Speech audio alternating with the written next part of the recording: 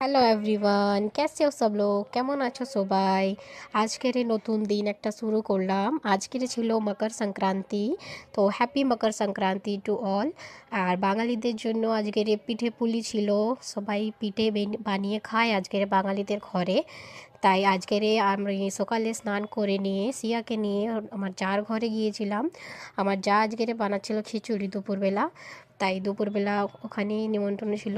নিমন্ত্রণে কি অ্যাকচুয়ালি আমরা এমনিই খাই, একদিন এখানে একদিন ওখানে এমনি বানিয়ে বানিয়ে খেয়ে নিই দুজনে।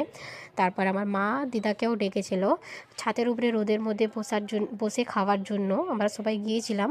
আর গরম গরম খিচুড়ি বানিয়েছিল, আলুর শুকনো শুকনো একটা তরকারি মতো বানিয়েছিল, আর পাঁপড় ভাজা আর পেঁয়াজি এগুলোই করেছিল। সবাই মিলে গরম গরম বসে বসে খেয়ে নিলাম। বিকেলে ঘরে এসেছিলাম, দিদাই আমার পিঠে পুলি বানায়। তারপরে আমি আর আমার যা দুজনে মিলে না মাছ মার্কেটে গিয়েছিলাম। ভেবেছিলাম আজকের মাছের তরকারি করব। তারপরে মাকে জিজ্ঞেস করলাম, মাছ কিনে নেওয়ার পরে মা বললো আজকের মাছ বানাতে নেই। তো ভাবলাম যে কিনেই নিয়েছি তো কী করব, এবার বানিয়েই নিই। তারপর মার ঘরেই চলে এসেছি আর মার ঘরে এসেই বানাচ্ছিলাম।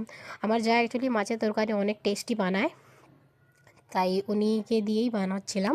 আমি মাছ টাছ ভেজে নিয়েছিলাম, তারপরে ভাত টাত সব বানিয়ে দিয়েছিলাম। উনিকে বলেছিলাম তুমি শুধু মাছের ঝোলটা করো। উনি অনেক টেস্টি খাবার বানায়, মাছের ঝোল মাংস এগুলো খুবই ভালো বানায়।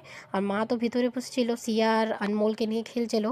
ওদের দুজনকে সামলানো একটা অনেক বড়ই টাস্ক, যেটা কি কেউ কেউ পারে করতে। আর মা বসে চিল্লাচ্ছিল খুবই দুজনের উপরে।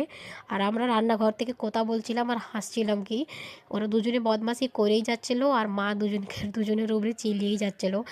এত দুজনের নাকে মতলব নাকে দম করে দিবে একদম। নাক মে দম বলে না, যেটা হিন্দিতে বলে, বাংলা হিন্দি তো মিক্স করে দিই আমি জানি। বাংলাও আমি অর্ধেক ভুলে যাই, হিন্দিও অর্ধেক ভুলে যাই। তাই মিক্স করে করেই বলছি যেমনি পারছি।